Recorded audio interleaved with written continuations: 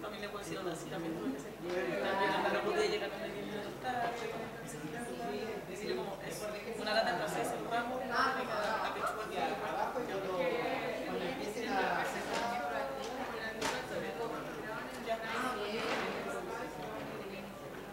ella también estaba siempre pasada con nosotros. Sí, me acordé de su nombre.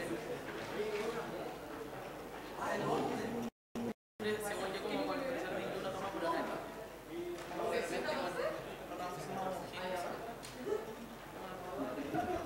Felipe, ¿sabes lo que tienen que hacer, verdad?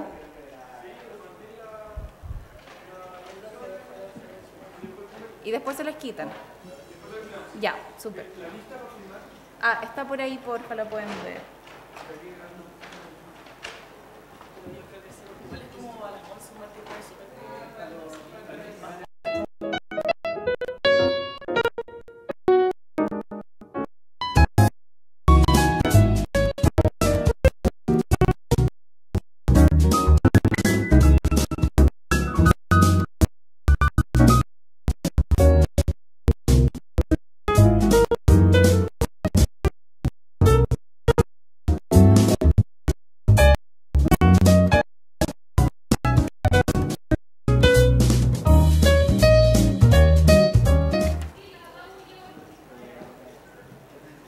Chiquillos, ¿alguien sabe cómo proyectar el PDF completo? Se me olvidó. Ah, no hay un botón. Sí, hay como un comando, pero soy pésima para acordar eso. ¿Control L? Sí. ¿Eres tan pequeño? Gracias.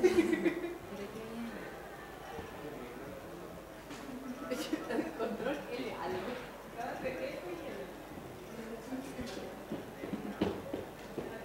Mario, no te había visto. ¿Cómo estás? Bien. ¿Te acompañas? Y bueno, todo bien. Está muy cerquita, de hecho. ¿Ese es mi monitor? ¿Dónde está la lista? Ok. Entonces, la lista está entre medio a esos niveles del price. O no, o está más abajo, muy más abajo. Ya, María, entonces. Chiquillos, si quieren abrir nomás las puertas. Ya. Primero, esto es ¿Puntero? el puntero, lo manejo. ¿Cómo funciona? Nunca he usado uno. ¿Dónde? Solamente a cualquier parte. Sí, y acá tú tienes tres monitores que tú me quieres mirar. Que va a ser tú estar acá en el fondo con el teléfono inalámbrico. Creo que preferiríamos ver. Ya, súper. Entonces, Pues si me muevo, ¿cómo controlo las...? no, porque puedes tenerlo, pero si quieres probarlo acá al medio. No tienes que apuntar necesariamente a algún lado. Ok.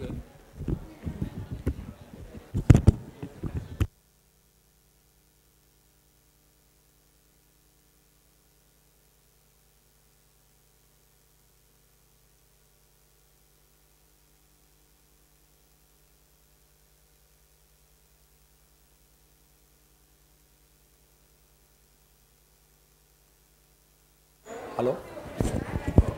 ¿Sí?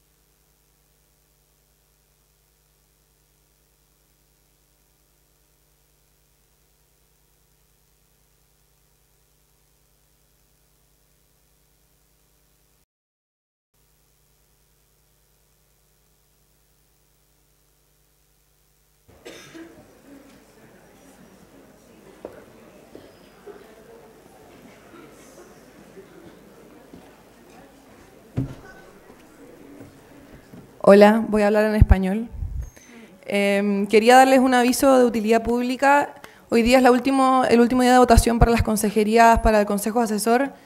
Son cargos que si es que no alcanzamos el quórum hoy no van a existir. Está la Consejería de Género, la Consejería de Diversidad Sexual y la Consejería de Medio Ambiente, que son cargos que básicamente representan a la opinión del Estado en un consejo que básicamente toma decisiones posteriormente y se preocupa de asesorar a que la política de género que se generó después de la movilización del año pasado funcionara, y que también se dedica a supervisar la OCDIS, que es la institución que se encarga ahora de las denuncias de acoso sexual.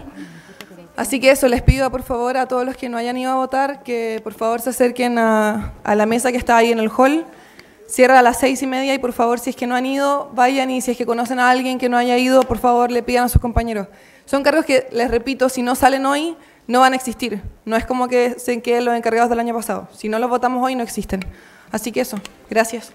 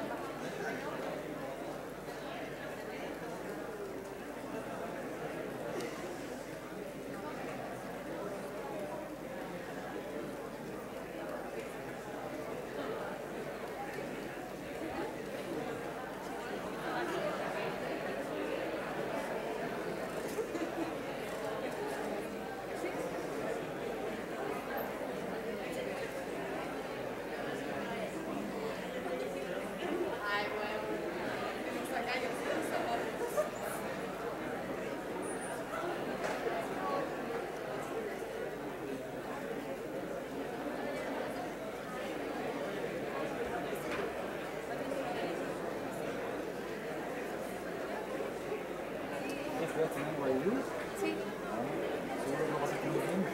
Sí. ¿Cuánto tiempo estuviste? A ver, voy a pasarlo bien.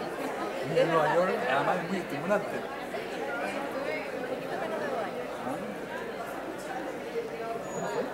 Fue del 2016 al 2018. ¿Te tocó la votación de Trump? Me tocó, desafortunadamente, ver a mis compañeros llorando. Eso les pasa por leer el New York Times, no se enteran de lo que pasa en el país. Sí, porque claro, el mundo estaba completamente choqueado y no entendía toda la gente que yo conozco. Yo recuerdo la primera votación, estaba viendo la noticia en CNN, y los tipos aferrándose al último condado en Florida, pero aquí nadie está leyendo lo que está pasando, ¿no?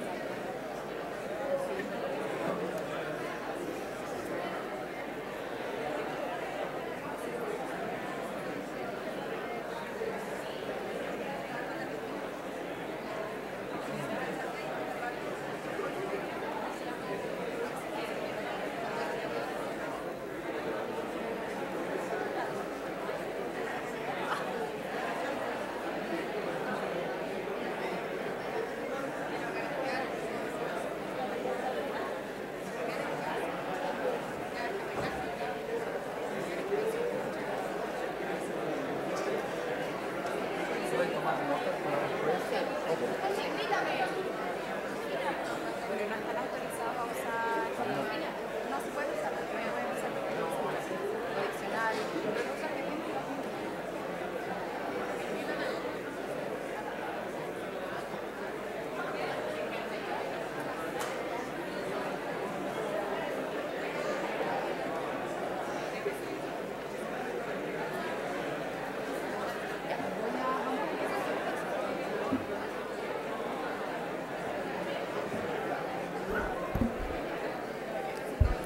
Can we please close the doors?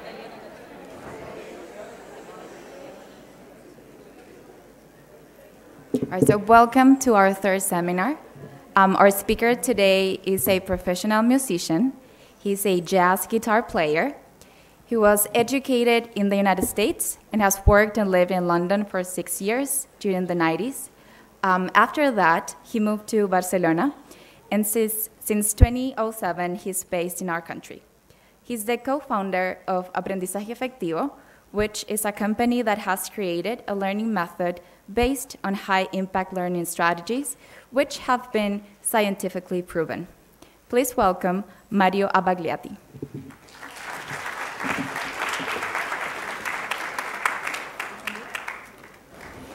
Thank you. Good afternoon. First of all, I would like to thank Denise for giving me the opportunity of coming here and talking to you about learning, a subject that I've become, in a way, it has taken over my life. Okay, let's start.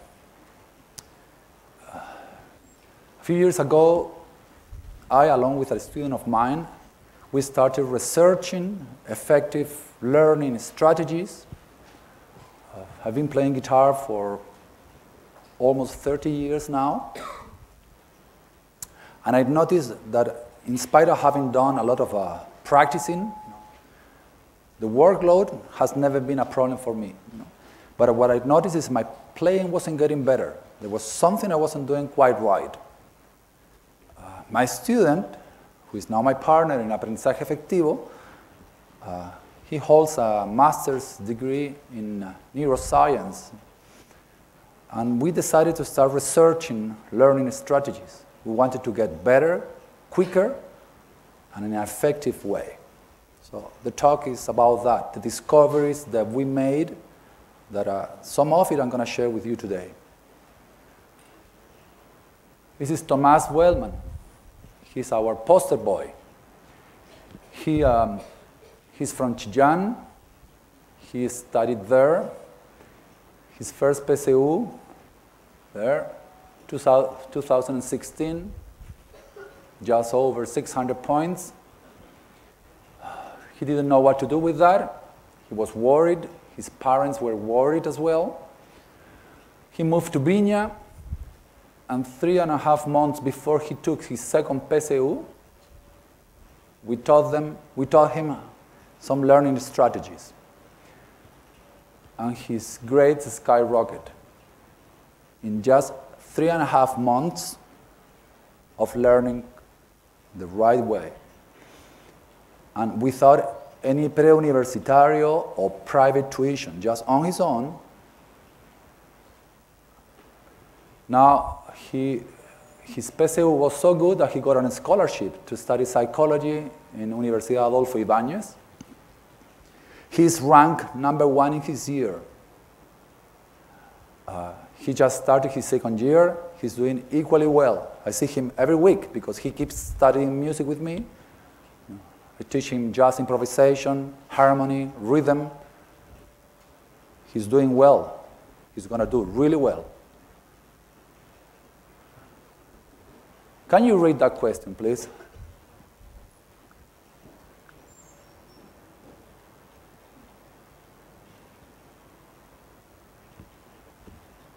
Before I started researching, my answer to that question was no.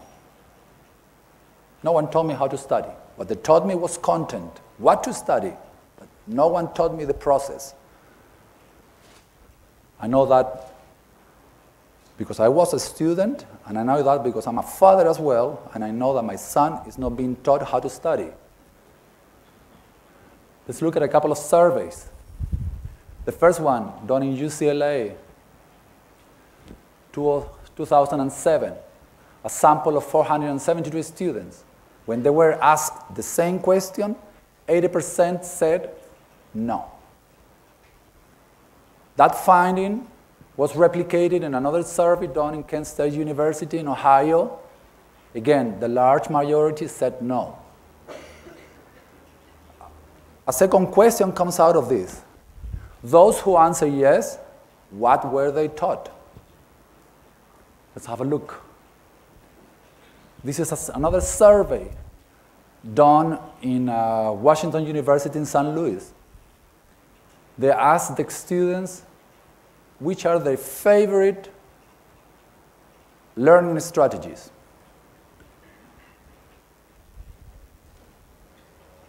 The most popular learning strategy is rereading. The problem with that chart is that it's not supported by evidence. Scientific research on learning says that none of those strategies work. Yes, yet it's what we do most of the time. Hence the question, how can we become better learners? the way the workplace is developing doesn't look like a person with a good learning abilities has a bright future ahead. Also, you guys, you are students of economics. You focus on productivity, on resource allocation, getting rid of inefficiencies. There's nothing more scarce than your own time. So you better use it in a proper manner. So where do we find a good answer to that? We find it in metacognition. Before I continue, learning involves several aspects. Metacognition is one of them. Emotions, behavior, your own genetics, your environment, your peers, your family, society's values, all that is part of learning. Today, I'm going to just focus on metacognition. So what is metacognition? Metacognition is thinking about thinking. Again, it's thinking about thinking. And why is that important? Well, let's use the analogy of the picture. What do we see there? We see a landscape of a forest. We have the overall view of the forest. When we study, we're down on the ground, and the only thing we see is trees. We cannot grasp the nature of the learning process while we are doing it. The signals that we get while we are experiencing learning on an everyday learning experience is not a good measurement of what's going on. So we need to develop some metacognitive skills in order to learn properly.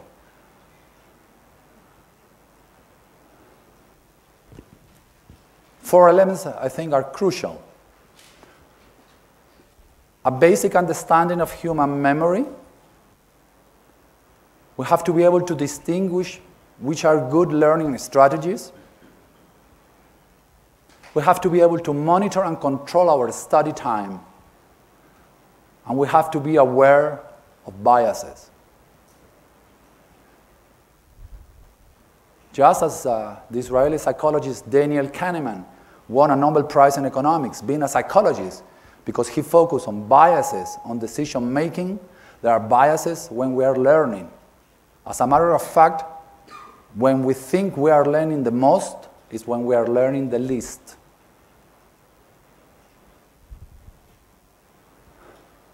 Okay, human memory is nothing like a hard drive. What do we do when we want to save a file in the hard drive? We move it there, we drop it, that's it. The only thing that we need is capacity, free space in the hard drive. When we want to open it, we move the mouse and double-click on it. And there it is. Human memory doesn't work that way. Human memory is very complex, but a basic understanding of it is as a two-way process. Information goes in and information comes out. The process is not complete unless you do both elements are taking place. The process of putting information to memory, we call that encoding, and recalling information, remembering facts, is retrieval.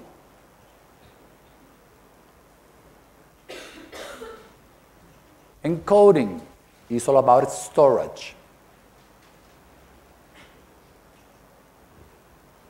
My hard drive, my external hard drive, has a capacity of 1 terabyte. The experts don't know what's the capacity of the human memory. They think it's unlimited. We have unlimited memory. As a matter of fact, if we use it properly, it grows. But we need to encode it correctly. How do we do that? We need to connect the new material with the old knowledge, the new with the old. We search for meaning. The more meaningful the material, the better the storage. How do we do that? Well, we can use techniques such as self-explanation. We explain to ourselves or to a fellow student what we want to learn. We look for patterns. We look for differences and similarities. We ask how and why questions. That involves an active engagement in the learning material. Learning needs an active engagement with the learning material. Some of you might say, but a little boy, he learns to walk, he learns to talk with no effort. One of the basic misunderstandings that we have is that we don't distinguish between primary and secondary biological learning. See, we are hardwired to learn to talk. We are not hardwired to learn to read. Every generation needs to learn to read from scratch. Darwinian evolution has nothing to say about that. So in order to do a successful encoding, we need to engage in an active manner. And remember, encoding is about storage. Retrieval is about access. Retrieval is the act of remembering information, recalling information. It's a silver bullet. It's a learning strategy. Most people use it as an evaluation strategy, trying to find out where the frontier of my knowledge is. If I have a test tomorrow or in 2 days' time, I retrieve information just to know where my knowledge ends. My advice is that you do it all the time. The first thing you do when you study is to retrieve information. That is a silver bullet, but it takes effort. The more you retrieve information, the more accessible it is. And that is important because information, your memories are in competition with each other. The memories that are recalled more often are more accessible. The memories, the knowledge that we don't recall that often, we tend to forget. It's more accessible or less accessible, and retrieving is the key.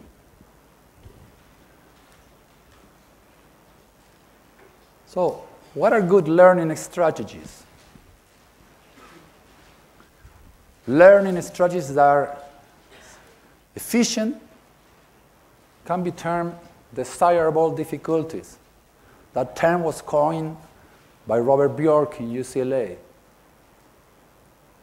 Those are strategies that by design force you to engage with the learning material in an active manner, or a passive one. I repeat, this is important. A good learning strategy, by design, forces you to engage in an active manner, in an effortful.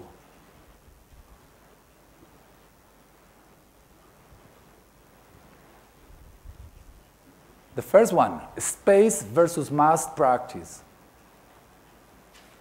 We know mass practice. We call it calentar la materia. It's been shown that it doesn't foster learning. It's a really poor strategy. The space effect, it means that you space out over a number of days your study time. Let's imagine that you are preparing an exam and you forecast that it will take 10 hours of study time. You can do that the previous day, but you can divide that time over a period of 2 weeks with rests in the middle. Those rests are that space of inactivity, of not working with the material is important because human memory your brain is working. It's doing what is called consolidation. Memories are being stored in long-term memory, and that takes time. You interfere with it, and you get no learning. Interleaving, which I'm going to talk in more detail later on. Let's say you're preparing a math test. The subject has several topics. Most students, what they do is they work, let's say, for an hour on topic A, another hour on topic B, another hour on topic C. Interleaving is mixing up the topics in a random order. I use it all the time. That one I use all the time. For my own personal experience, what we notice is the effect that it has in your attention. You're constantly focused. Your mind doesn't wander. Retrieval, which is what I was just talking about, the act of recalling information, versus restudying. Rereading is passive. Retrieval is more effortful. Generating techniques versus non-generating. What do I do when I face something I don't know? Do I highlight? Do I review my notes? Or do I engage in self-explanation or search for patterns? That's what it's about.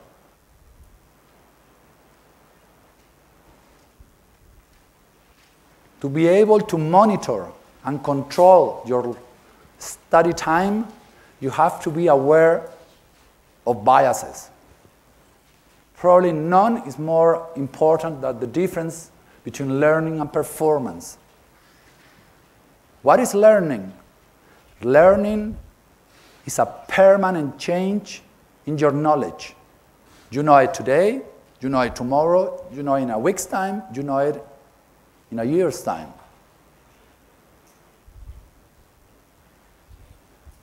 If you only learn marginal utility for the next test and you forget, you will have a hard time understanding your field. Performance, in contrast, is when we learn something and quickly forget it.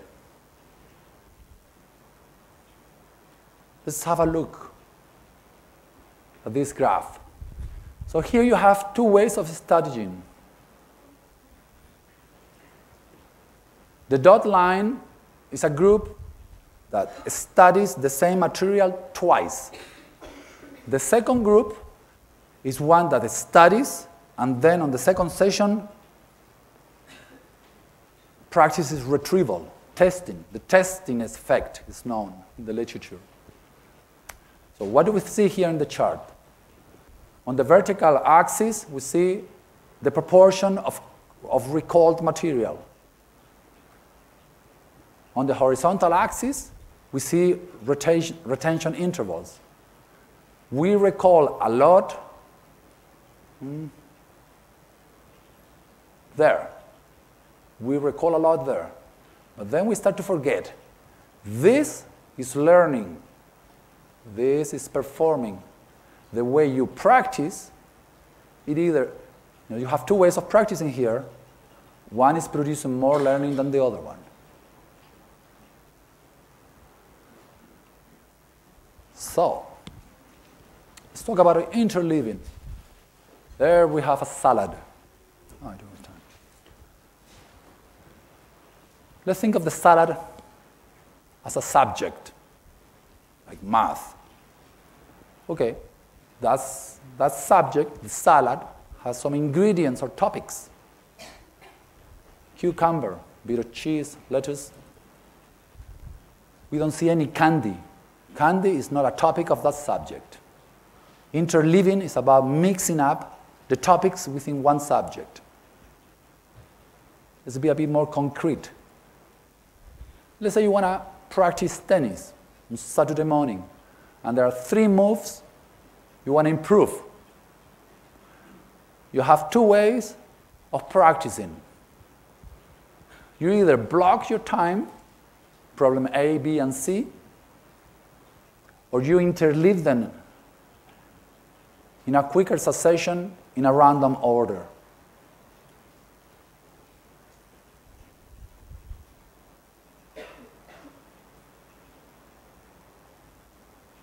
Can you guys read that problem there?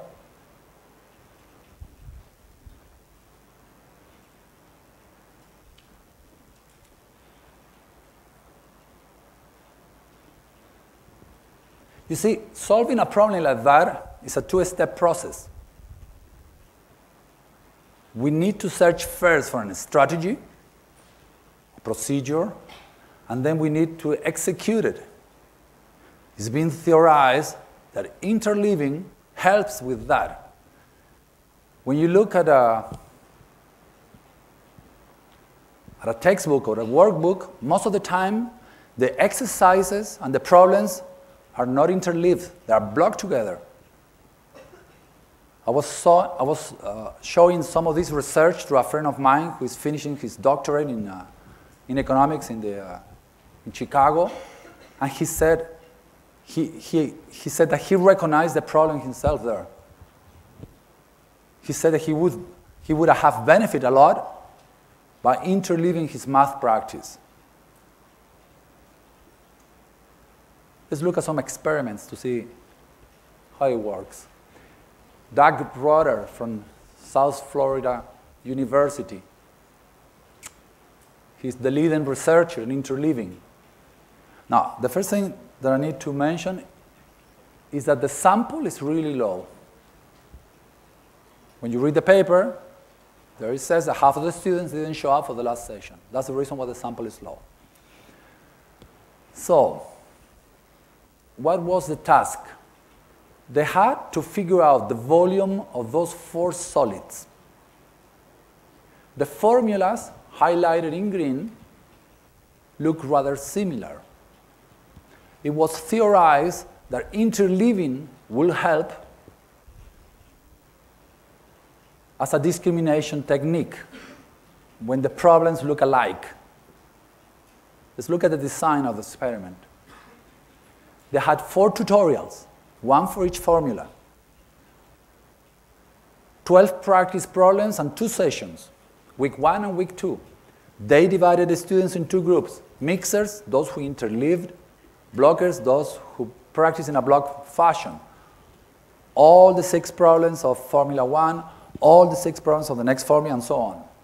And then on the 3rd week, they were tested. Okay, let's see how they did. If you look here, the blockers on the practice performance, which is a measurement of how well they did once they finished the practice, did rather well. 89% of correct answers versus 60. But when they were tested, 1 week later, it drops to 20.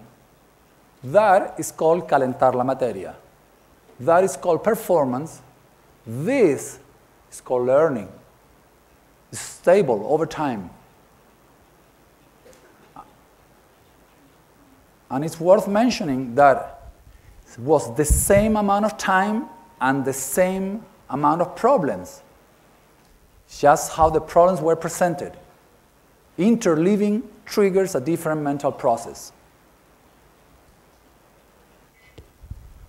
Okay. The previous experiment was done in a lab. For the next one, they moved to a real setting. A public school in Tampa, in Florida. Here we see 140 students from 7th grade. They had to learn 4 types of problems.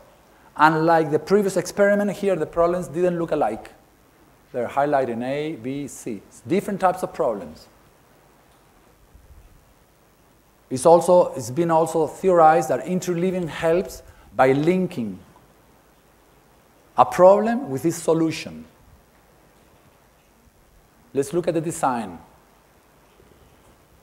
2 groups, group 1 and group 2. Both groups worked in a block way and an interleaved way. Group 1 did problems A and B interleaved and C and D blocked. And that order is reversed here, you see. Okay, let's look at the temporal design. 9 weeks of practice, 10 assignments. Some problems were practice interleaved, all the problems were practice blocked. Then they had a 5-day rest, a final review, and then a surprise test, either 1 day or 30 days later. Those problems that were practiced interleaved got an average of 72% correct answers versus 38. Remember, same amount of time and same amount of practice problems. Something has to explain that.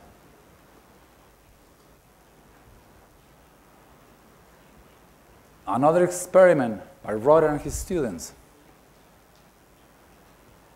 Again, 7th grade students, 2 types of problems, not 4. The temporal design is the same. 9 weeks of practicing, rest, a final review, and a test. This time, this group works the graph problems in an interleaved fashion and the slope problems in a block way, and vice versa. Let's see how they did. When the test was done 1 day after the final review, 80% versus 64, mixers blocked. 30 days later, 72 versus 42. That is rather stable, and it's called learning.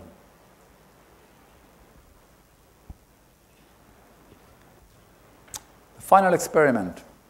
This is fun. 120 undergraduates from UCLA. Their task,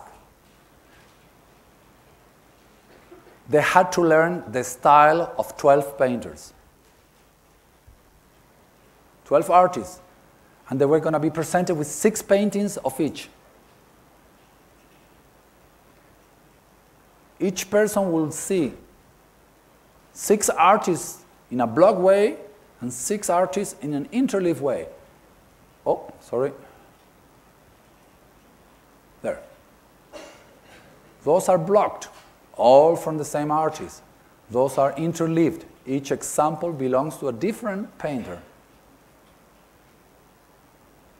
So they did that. Then they had a brief break to put their mind on something else, and then they were tested.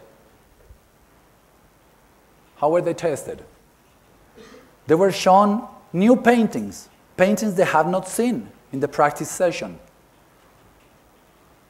So 4 blocks of 12 paintings in random order, with feedback provided. Once you put your answer, the computer tells you correct or incorrect, and there you see the results. Space is interleaved, mass is blocked. You see how stable this is? It outperforms the other group, and this group gets better because it gets feedback. As a matter of fact, I tend to think that when they were tested here, they were also being trained, because the pictures were presented with feedback and in a random order. To sum up, we are not taught how to study.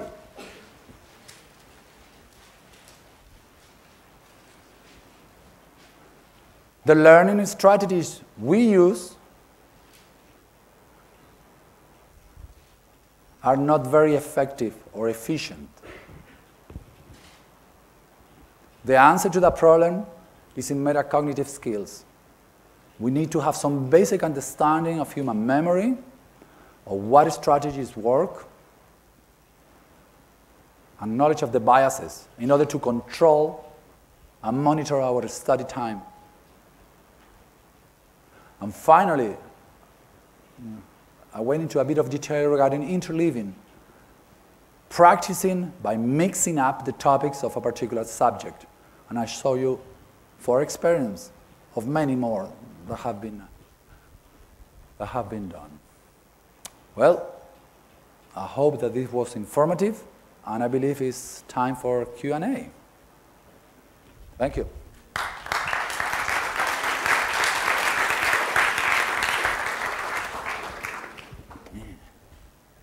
Questions?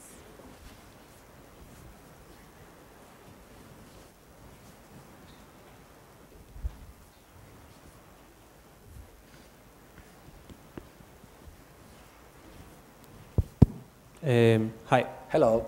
Thanks you for being here. My pleasure. What kind of advice could you give to the people who maybe are good planning their strategies, but not so good when they take action on it? Thanks.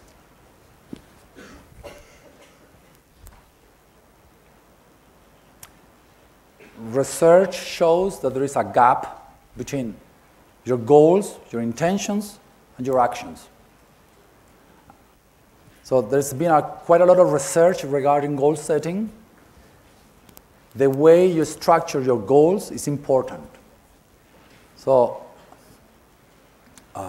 Locke and Latham, two psychologists, they have goal setting theory and they have the high performance cycle. They say when your goals are hard and explicit, your performance goes up. A hard goal focuses your attention. It activates your knowledge. It gives you strength. However, those sort of goals do work really well within the firm, but when you take them to other areas, for instance, losing weight or going to the gym, it doesn't look that good. The effect size, once you really clean up the data, is like 0.18. It's like you improve your chances of reaching your actions by an 18%, which is not much. It's something, but it's not much. One of the best strategies is called if-then planning. It's a psychological technique researched by Peter Goldwitzer, a German psychologist in NYU, and that is another silver bullet. As a matter of fact, I did it myself today in preparation to come to do the talk here. How does it work? I look for a goal. My goal was, if I get nervous, I'll ignore it and keep talking in a calm way. So my goal was, I want to do a good talk at the FEM. And then I made a plan. If I'm talking to the students, then if I'm talking to the students and I feel nervous, then I will ignore the nervousness and keep with the presentation. It almost feels like black magic. It's one of my favorite strategies. It's been researched thoroughly. It's amazing what they have found. When you do if-then planning, what happens is it's like you are programming your brain. There's a cue in the environment that triggers your action. It doesn't require willpower. Willpower doesn't work.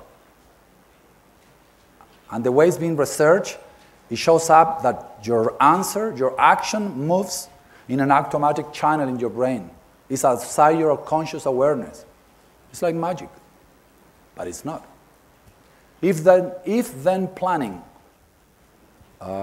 just look at it like that. If-then planning on internet, or if-then plans, and that's a good strategy to move you from your goals to your actions. Any other question? Can somebody help me to get there? There's another mic there.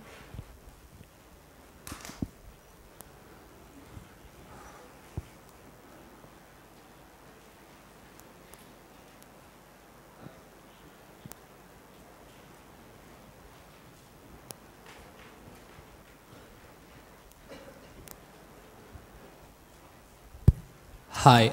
Hello? Would you say that pre-universitarios prepare us for the PSU test as if it was a performance? Because I can't remember most of the subjects that we saw in the test, but I ended up here at the University of Chile. I've talked to some law students preparing the final exam in order to become lawyers. Quite a few of them, they end up with a psychologist or a psychiatrist. When your goal is performance, the focus is on the person. Self-focus. You want your focus to be on the task.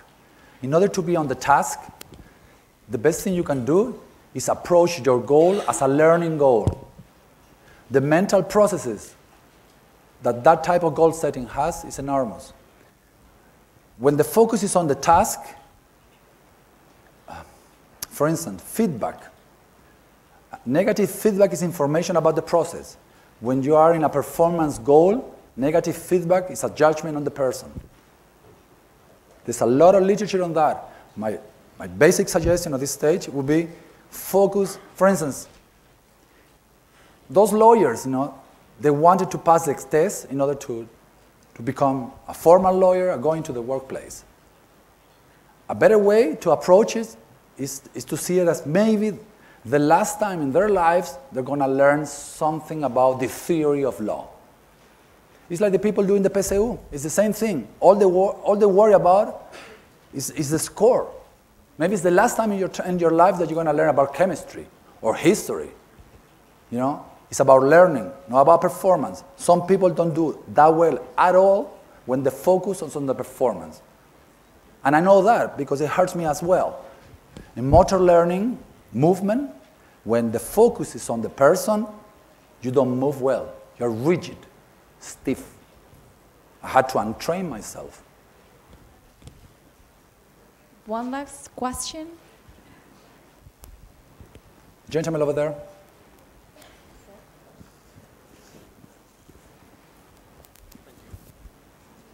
Hello. Hello.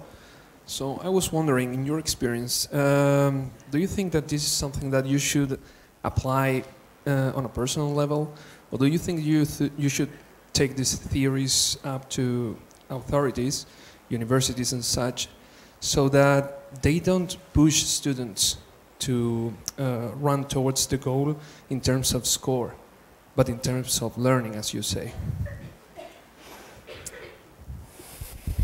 Because what I'm trying to say is, I know what you're saying. We must acknowledge that there's a pressure that goes beyond what we try to do on an everyday basis to actually learn, because we're pushed to get scores, to compete with each other, and that's something that universities and institutions try to push on us. So it's difficult to get in the right mindset to reach long-term goals. Couple of suggestions. I may suggest that you read The Case Against Education by Brian Kaplan, an economist from George Mason University. He says that education is a huge waste because it's a larger-than-life personality test. You are not here because you want to learn. You are here because you are developing skills that your future employer is going to find appropriate for the job. Most people forget most of what they study. The figures that he gives is amazing. People retain 12%, 15% after 14 years of schooling, preschool, basic education, secondary education, and the same problem carries on in college. Some of the studies he has, he says, okay, what happens when you get a college degree and you go working as a cook? An anthropologist that finds no work as an anthropologist, so he ends up working as a cook. He earns more money than a high school dropout. Why is that? Because his employer is looking for some qualities of his personality. Maybe he's maybe he's more responsible because he finished. Is he worried about how much he knows about cooking? No, he will teach him that. my advice would be, it's so hard to change the system, change yourself. Take this as an opportunity to learn. That is what Thomas Vellman is doing. Now, this is what he's doing. He's doing so well that on some tests he's exempted. Yet, he goes and talks to the teacher and he says, can I do the test because I want to know how much I learned? He doesn't prepare the test, and still he's ranked #1. He's only worried about the learning. The change is on an individual level, not on the institution, not on the group as a whole. This is just too much. Before we die. Mario, Thank you. thank you so much for coming My today. pleasure. Thank you.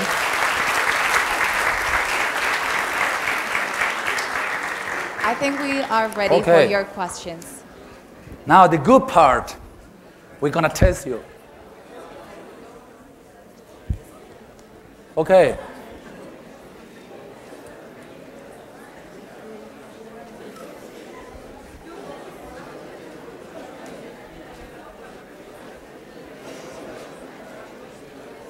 No me di cuenta, pero le falta un it. Ups.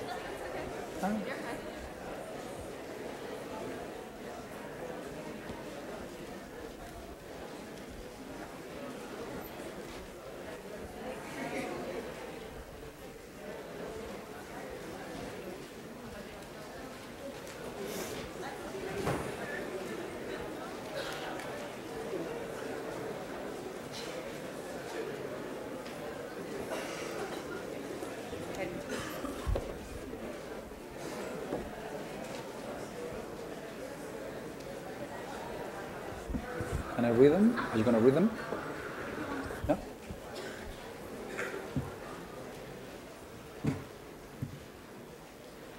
Okay, guys. The 2 questions.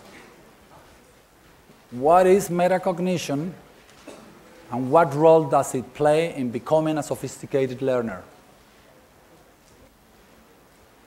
Second question. What is interleaving, and why is it a desirable difficulty? Sorry, I missed the it. Thank you. Thank you and good luck. You have 30 minutes to answer both questions.